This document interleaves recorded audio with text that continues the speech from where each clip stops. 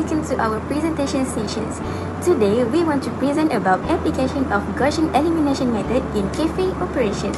Let's move to the next slide, which is introduction. Gaussian elimination method is mathematical technique in linear algebra used to solve a system of linear equation. This method involves transforming a set of equations into simple form through elementary root operation on an augmented matrix. Once the matrix is simplified, the value of unknown variables can be determined systematically. In a business application, Gaussian elimination method can be used to analyze data and determine unknown quantity based on available information. In our case study, this method is applied to determine the number of cake, tea, and coffee sold based on the available sales data. This demonstrates how Gaussian elimination method can be used to solve a real-life business problem efficiently and accurately. Next, we move to the objective of Gaussian elimination. First, we convert a matrix into a row echelon form, where we call it as REF.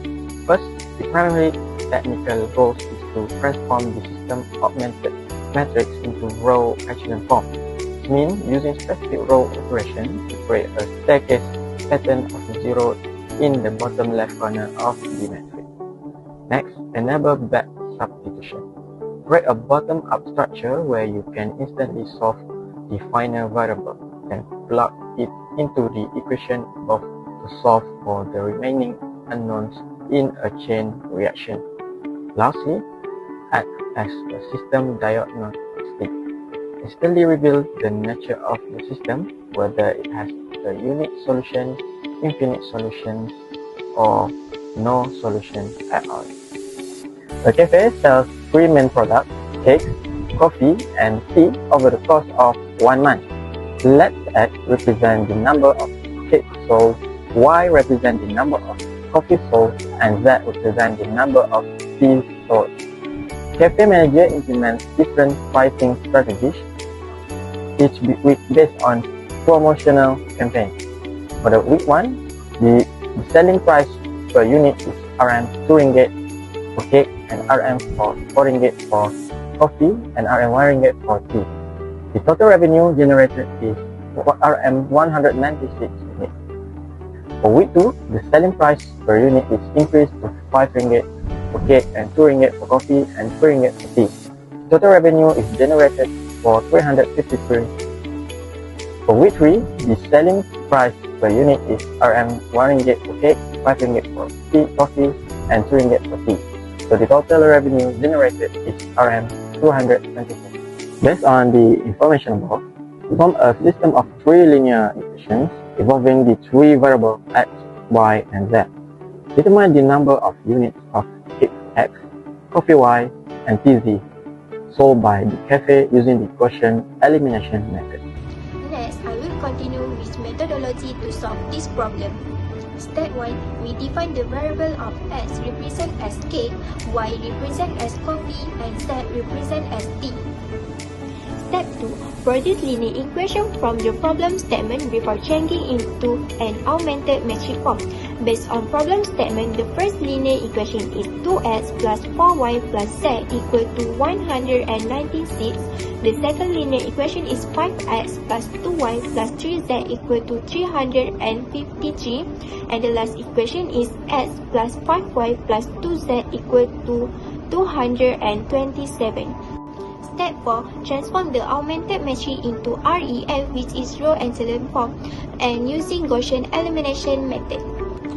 The first REF process is to create a leading one in row 1, so we interchange row 1 and row G. The new result for row 1 is 1, 5, 2, and 227. For the row G is 2, 4, 1, and 196. Next, to make sure that we can obtain 0 under the leading one of the row 2 and row G, so with using negative 5 multiplied by row 1 plus row 2 equal to row 2. And row G, we multiply negative 2 with row 1 plus row G equal to row 3. So the new result for row 2 is 0, negative 23, negative 7, and negative 782. For the new result, row G is 0, negative 6, negative G, and negative 215, 8. For the next step, we are going to create a leading one in row 2. So in order to change the negative 23 to 1, we need multiply the row 2 with negative 1 over 23 to produce row 2 with 0, 1, 7 over 23 and 34. To make sure that we can obtain 0 under the leading one of the row 2, so row 3 must be subtract with 6 multiplied by row 2 plus row 3 to produce a new row 3. Then the new row 3 is 0, 0, negative 27 over 23 and negative 54.